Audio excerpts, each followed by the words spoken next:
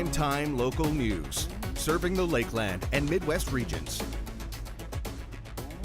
Welcome everybody to another edition of Prime-time Local News. Connor Chan and Abby St. John here to bring you all the great stuff from around the area for today, including with our question of the day, because it was a big day yesterday for Alberta. Were you satisfied with the election results?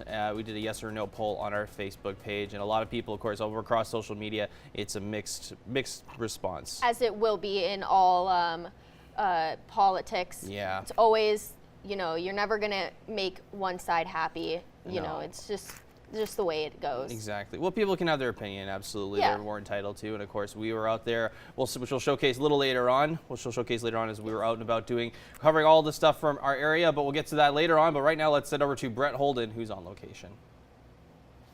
Well, today we are here speaking with Constable Hagel at the RCMP detachment, talking about getting into the long weekend coming up this weekend, making sure you are taking the right steps to safety. I know some of you may be taking off and hitting the road for Easter and seeing some family as well.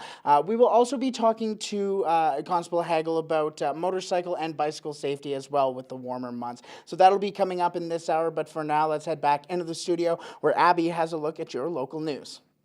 It was a big night for the United Conservatives last night, as they are now the majority government, and that trend continued in the Vermillion, Lloydminster, Wainwright riding. Connor Chan has more. According to Elections Alberta, we are winning with the biggest margin in the entire province, right here.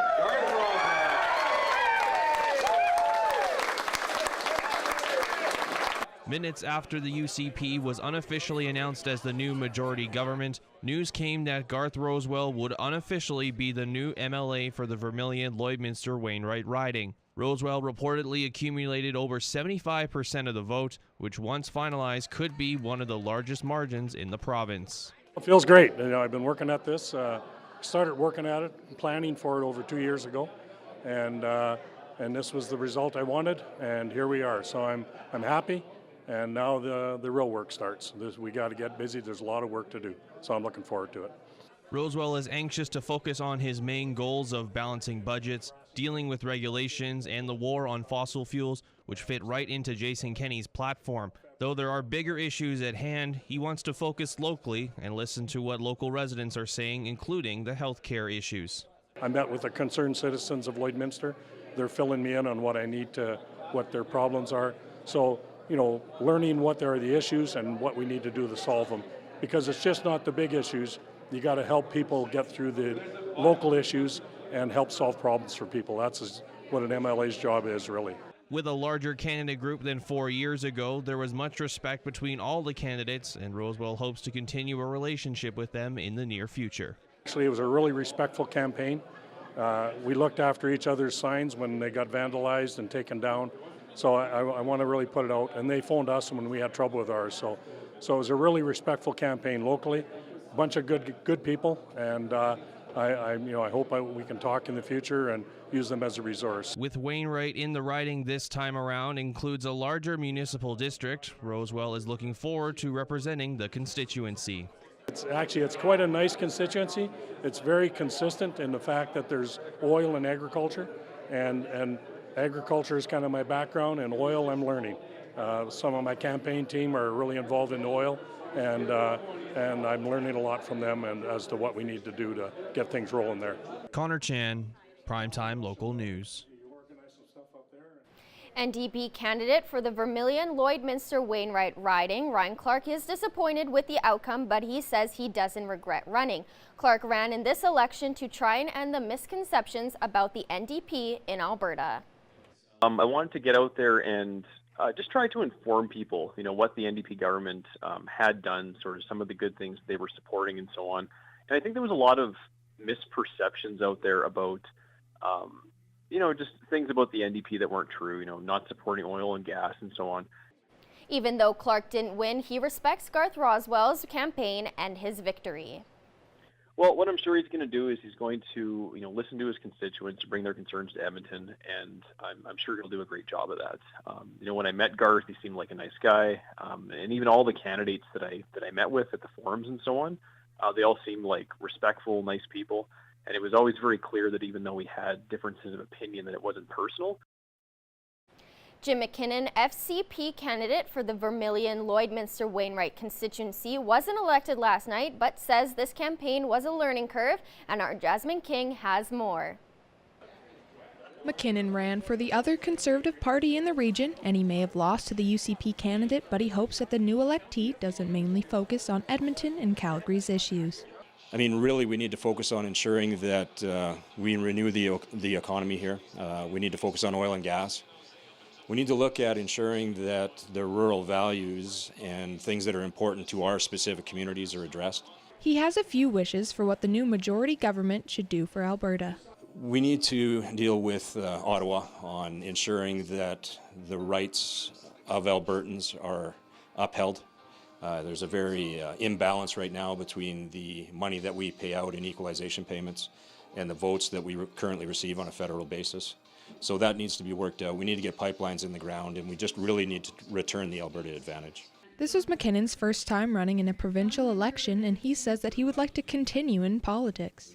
Well, we're not looking at a provincial election again for another 4 years, but you never know. Maybe the federal Conservatives will give me a call now that they don't have someone in the running, at least someone that they've announced at this point.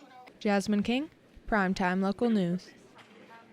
UCP candidate David Hansen won the riding of Bonnyville Cold Lake St. Paul. Our Justin Marshall was with Hansen to talk about his victory. Thanks, guys. I'm joined at UCP headquarters for Bonnyville Cold Lake St. Paul with MLA-elect Mr. Dave Hansen. Thanks a lot, Justin. Great to be here. I was here for your 2015 election when you were elected as Wild Rose in St. Paul, Lac La Biche, and Two Hills. You called it the most exciting night of your life. Does this top it? Yeah, it's definitely a close second, if not, that was my first one. So yeah, I'd have to say it's pretty special to me, but tonight is very special. Got a great group of supporters here, and a lot of my campaign team is here. We've all worked very hard, and the numbers show it. You've been saying for the last 30 days over the campaign that in 30 days we get our province back, in 20 days we get our province back.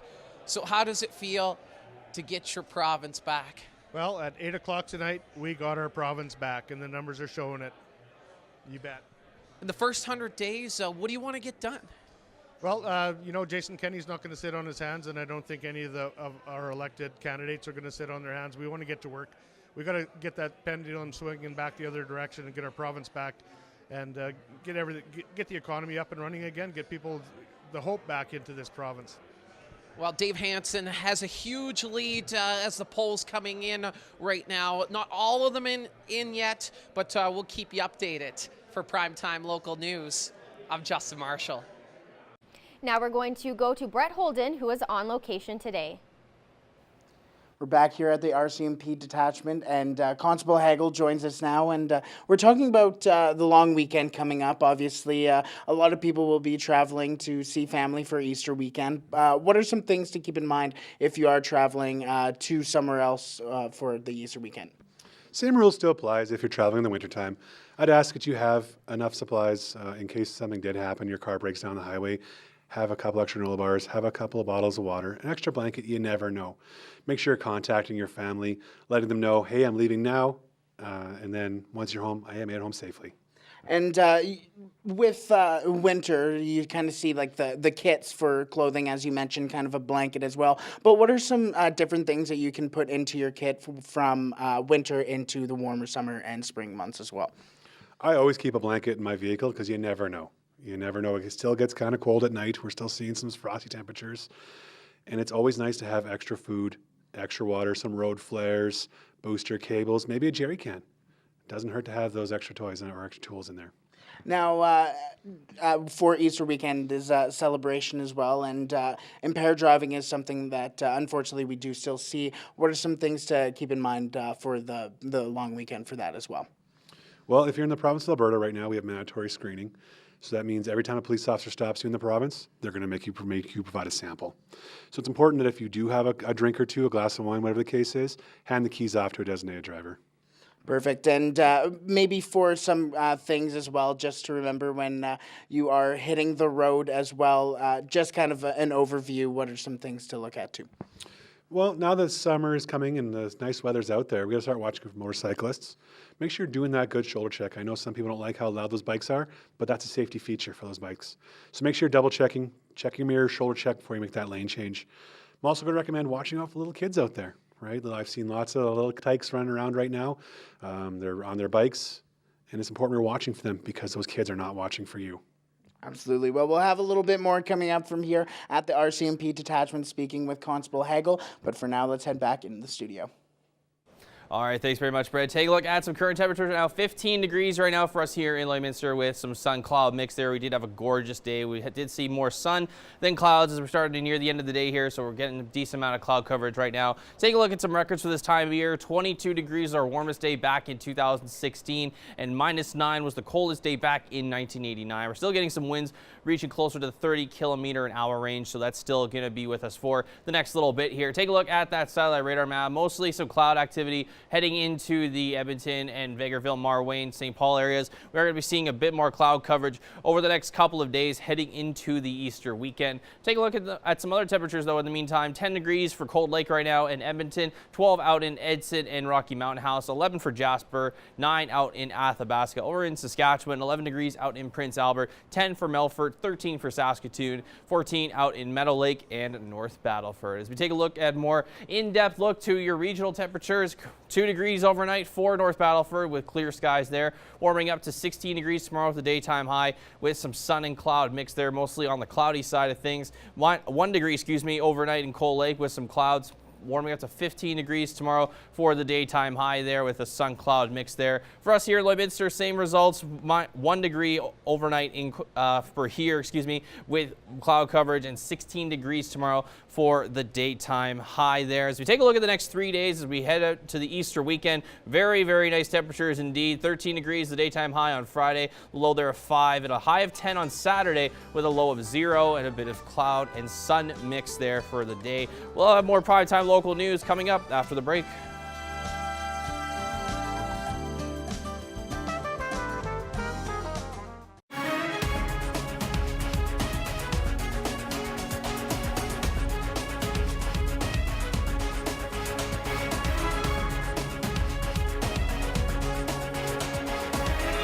Prime time local news, serving the Lakeland and Midwest regions.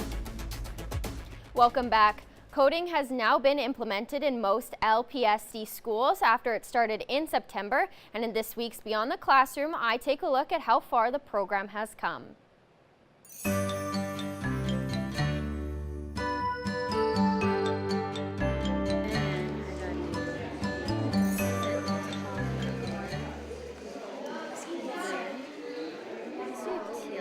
TechForce is a coding program that teaches students how to create different programs and robotics. So the TechForce is a STEAM program, so science, technology, engineering, arts, and math, and we're really focused on coding, so teaching the kids how to code in using robotics and online programming and things like that. Within the program, students earn rankings on certain programs. The Ozobot program ranks levels of difficulty, and once the student reaches legendary ranking, they get to teach younger students the program. So master level is your basic level, which is the lowest level you can go, which is just like starting it. Then you have epic, which is a little higher, and legendary is where you get to teach and stuff. The program is a fun way to learn new ways to do things and create different projects. Maybe you could do like different cool fun things with what you're working on. The hope is that TechForce is placed in all LPSD schools. For this week's Beyond the Classroom, I'm Abby St. John. Beyond the Classroom is brought to you by Lakeland College. Apply today to heavy oil power engineering or second-class power engineering programs at the Lloydminster campus. Lakeland College, leading learning since 1913. Now we're going to take a look at your stock market prices for today.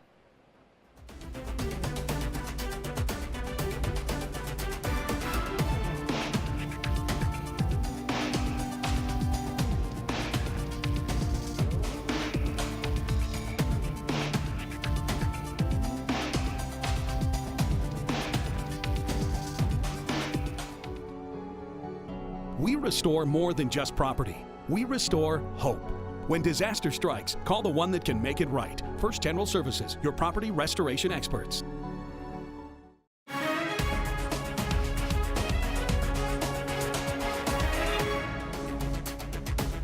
Welcome back. Beef in the Classroom is back on the menu. Gerard Lampow finds out how a new program aims to give kids a fresh take on the beef food story.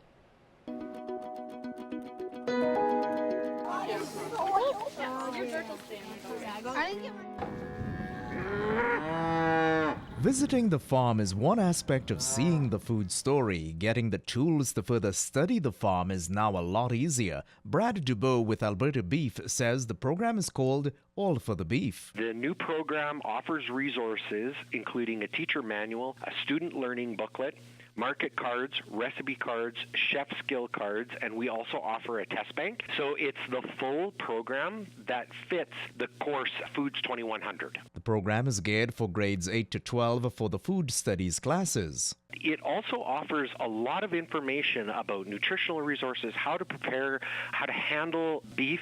So there's lots in there that I think teachers from all grades could potentially use, but it is geared specifically to Foods 2100. And if the teachers pick it up, they can utilize that. This course resource will take them right from the beginning to the end. The program is free for teachers to use and can be accessed by clicking on the consumer side of Alberta Beef's website, then clicking the Educational Resources tab. The uptake that we've had so far has been extremely positive.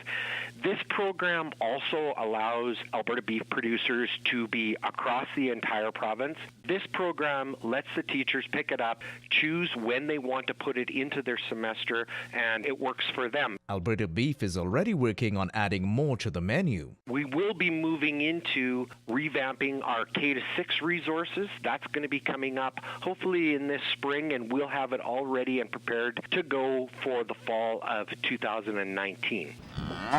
Gerard Lampow, Primetime Local News.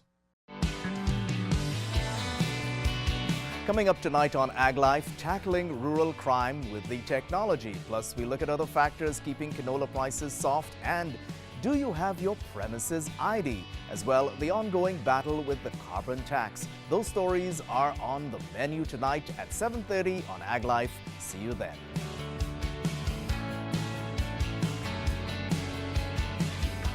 That's it for Ag. Sports is next, but first, here's a look at your ag prices.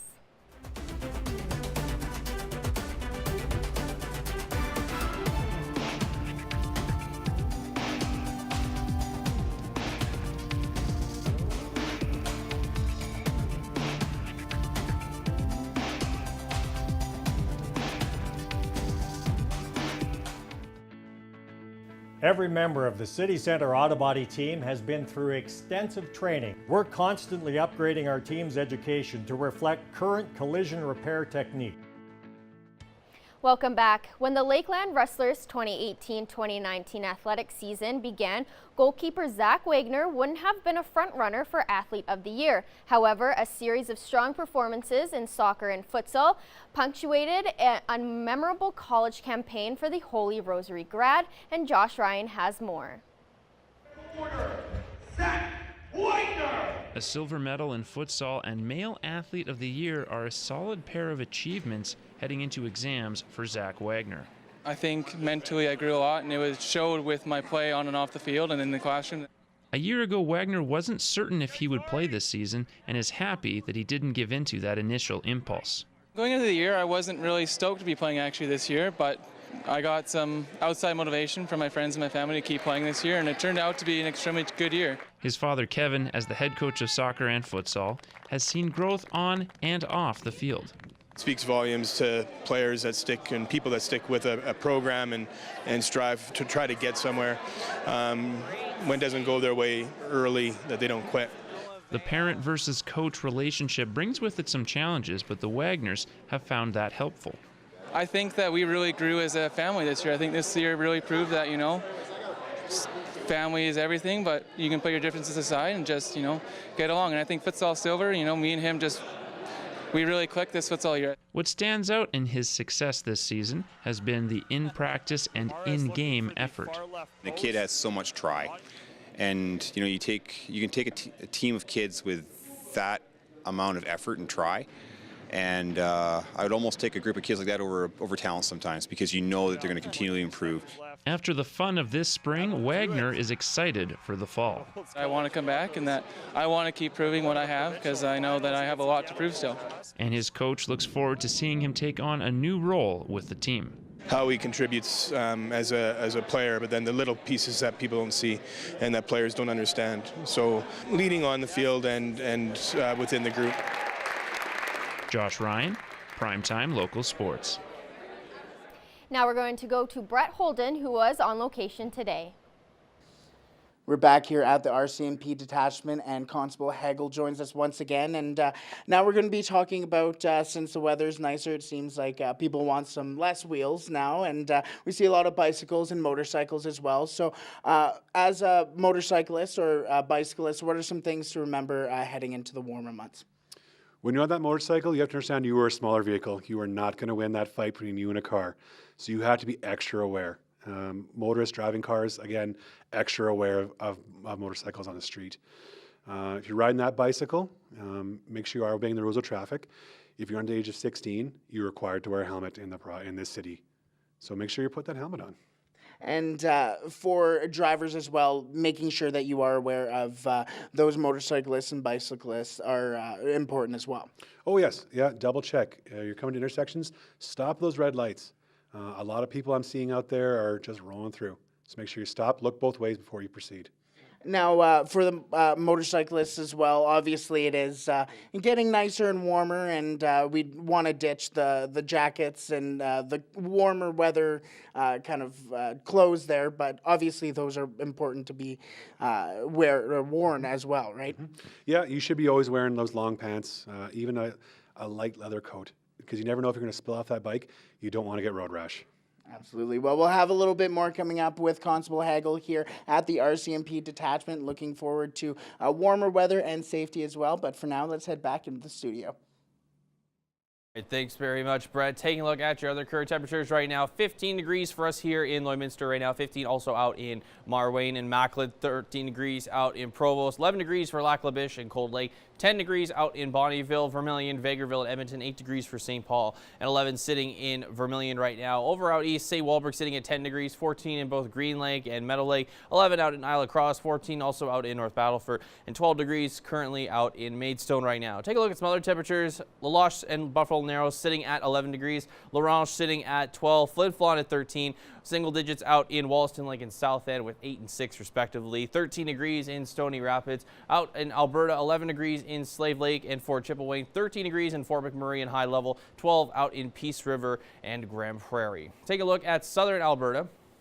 15 degrees right now in Medicine Hat and Lethbridge, 13 for Calgary, 12 degrees in Coronation, and 9 degrees for Banff. Down in southern Saskatchewan, 15 degrees in Swift Current, 14 degrees for Kindersley, 10 for Moose Jaw, 7 in Regina, 10 in Estevan, and 6 degrees out in Yorkton. Let's take a look at some regional temperatures for tomorrow. Mostly that 15 to 17 degree range. So for us here in Lloydminster, 16 degrees will be our daytime high tomorrow. Also out in Vermillion and Marwayne as well as in North Battleford, 15s out in St. Paul, Bonnyville, Cold Lake, Lac La Biche, and Pierceland. 15 also out in Meadow Lake and Green Lake as well. 16 out in Edmonton, 17 degrees out for Vegreville, Wainwright, and Provost, and Macklin for tomorrow. Should be fairly consistent. We should have some very nice weather heading into the Easter weekend. As we take a look at the school day forecast, the last day before the Easter break for those that are in school there, 4 degrees will be the low there in the morning at 8 a.m., 8 degrees at recess time with some sun and cloud mix there. Lunchtime, more cloud coverage will come at 11 degrees though. 14 degrees will be the daytime high when we get to the home time areas. Take a look at the next 7 days. 13 degrees on Friday with that low there of 5. Low of 0 on Saturday with a high of 10 with some still powerful winds reaching close to 30 kilometers an hour. -2 the low on Sunday with a high there of 12. 17 the high on Monday with mostly cloud coverage. 18 degrees on Tuesday with more sun and a few clouds. And 16 degrees on Wednesday there with clear sunny skies. Our averages for this time of year of high usually around 11 degrees for the daytime high and a low of -1. So around the ballpark, we're a little above the averages for this time of year with our daytime high. But that's your 7-day forecast. We'll have more primetime local news coming up after the break. And now we're going to go to Bret Holden, who was on location today. Well, we're back here at the RCMP detachment, and Constable Hagel joins us once again, and we're keeping on the topic of two wheels. We talked a little more about motorcycles last time, but we're talking more bicycles now. What are some things to remember heading into the warmer months on a bicycle? Well, if you're under the age of 16, you're required to wear a helmet. You're going to start seeing members of the detachment, like myself and Constable Kersinger, are going to be out riding our bikes around the city, doing some bike patrol ourselves. We always wear helmets. One of our mandates you're going to see this year, you might see some tickets coming your way if you're not wearing that helmet. Put it on. And as well, you always have to walk your bike across the street, correct? Of course. If you're going to ride on the sidewalk, which is not necessarily the legal option, but I'm not going to worry about that. Little kids like to do that. Get off your bicycle, walk across the street. Don't hit the walk button and ride across. You have to make sure you're walking across the street. And once again, let's talk to the motorists who are looking for bicyclists as well. What are some things to remember, and some things people tend to forget as well when bicyclists are around? The big thing I can tell from motorists, push your eyes forward. Look down the street, look for those stale green lights. If that light's been green for a long time, maybe let go of the gas a little bit because it might turn red the way that lights are timed in the city. Stop at red lights, stop at stop signs, and look both ways before you proceed. Save yourself that 3 seconds because it might save yourself a ticket. Thank you so much for joining us, Constable. Thank you very much.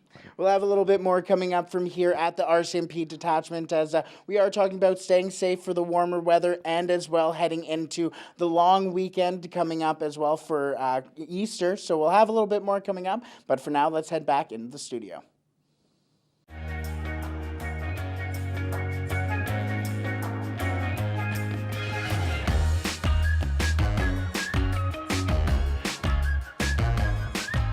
All right, so it was a big day yesterday for the province of Alberta. So of course, it was election day. So we asked you on Facebook, are you satisfied with the results of the election? 88% said yes, while 12% said no. A few of the comments that we got, just basically the whole trend of social media on Twitter and everything over the course of the day and of last night was, mixed emotions, because there's people that are in favor of the new majority government, and then there's people that wanted things to stay the same as they were from before. We were out on location. We were out in Wainwright, and we were out in Vermillion with Jim MacKinnon and Garth Rosewell as well. To be at that event for myself, it was really interesting because I've never been to one of those before, and it was, to see when it all came down, when they announced the new majority government, and seeing that he was unofficially named though, but it was still pretty an exciting moment and day nonetheless for everybody here. Oh yeah, it was definitely busy, and I was here, covering, looking at social media and just making sure that we were as accurate as possible. And once those numbers started rolling in, it was pretty quick that we found out who took over government. So yeah. It ended fairly quickly. Yeah, exactly. I mean, of course, some of those things do take longer than others. It does. It depends on. It could be like, maybe it takes a while or it takes really quickly. We were fortunate enough to see something that it happened quicker than expected. But still interesting nonetheless. Yeah, exactly. Yeah. Well, we can all agree on one thing, and that is pets, because we do enjoy that, as we're close to the draw for the Pet Pad gift cards. Let's take a look at some of the submissions for today. This is Jagger, submitted there by Lisa. Big blue eyes. Very bright blue eyes there. Next we have Tanker, submitted there by big Vicky. smile, just a happy boy. Very happy indeed, very cute. Next we have Penelope. Oh, just helping out with the dishes. Yeah, I'm here. I'm helping. I can't do much. I don't have thumbs, but I can do something. I can look cute. Yeah, exactly. Next we have Geppetto and Jarvis. Just best friends. Yeah, they're just adorable. Or brothers, depending on what the situation is. But yeah, cute nonetheless. And then this is Jeffrey and Bernard. I love the names. Yeah, the human names are always best. Oh, definitely. I love that. Well, if your pet was shown on today, you're automatically entered to win a Lloydminster Pet Pad gift card, which we're giving away later this week on Primetime Local News. We want to see your pets. Send photos of your pet and their name to our Facebook, Twitter, or Instagram to have them featured on Pet of the Day. Your name will be entered into a weekly draw for a gift certificate from the Pet Pad.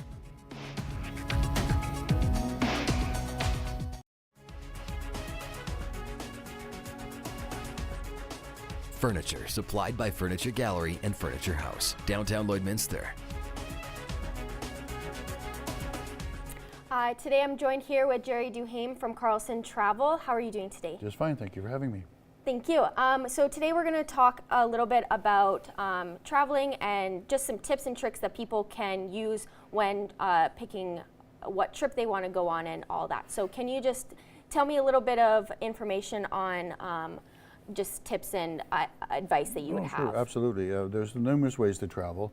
If you prefer to travel independently, then of course we can set you up with an airline ticket and perhaps your first night hotel, and then you can go. For example, if you're going to Europe, you could buy a rail pass and travel around Europe from city to city on one rail pass. It takes you for 2 or 3 months of travel. Or if you want to travel with something that's organized, there's different tour companies that we have that provide organized itineraries where your transportation is included, your accommodation is included, your sightseeing is included, 2 meals a day are included. So there's really no hassles. Everything's looked after for you. And there's also some tours like that for people who are between the ages of 18 and 35, designed specifically for the young people who want to have a lot of fun. And their moniker is as much fun as you can handle. So if you're 18 to 35, you have somebody who's graduating, or you want to give somebody a gift that's in that age group, and they're traveling by themselves as a single, that's a perfect product to use. We've had numerous people go, young professionals who've graduated from school, who are looking for something to do and are traveling by themselves and are a little bit concerned about safety things. This would be a great way to go. Super well organized, lots of fun, lots of extra activities that they do together as a group. And how can people, for example, younger people be able to afford or go around having to spend a whole bunch of money on traveling? Well, like I say, there's budget travel that you could do. I mean, there's airfares to all different cities. If you didn't want to go to Europe, but you just wanted to stay in London, you could fly directly to London on numerous different airlines. And the big thing that cut costs would be to buy a rail pass or a bus pass. And then some people like to stay in hostels or bed and breakfast, and those are available too. It can either be pre-booked, which we recommend for the first couple of nights, maybe your first night and your last night, so you know where you have a place to go when you first get there. Maybe the last night, so you know where you're going to end up and get back to the airport in time to catch your flight. So those things are available at a reduced cost. And for people who don't normally travel, but they're looking to book like an all-expense paid trip to like tropical, how can they tell if it's actually what they're getting, if it's like their first time using travel sites or going to these places? How can people know that they're getting what they're being told that they're getting? Well, we encourage our clients to research all they want online if they want, to check out the resorts and see what they're offering. But then we recommend coming into us because we either have been there or we have knowledge of the destination, or we can contact our representatives who have been there and get them first-hand information. So there's certain criteria that we use to rate our resorts. If it's a 5-star, we need to know that it has maybe 4 or 5 different a la carte restaurants and probably 1 buffet restaurant.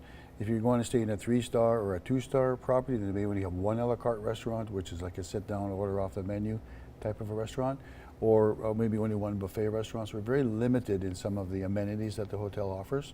The higher the rating, usually the more amenities, and of course the higher the cost. So it depends what you had in mind. And what can people expect when they come in and come in and talk to you? I think what they can expect is to get some advice, and some people will come in and say, you know, I've looked at this hotel, I want to book it.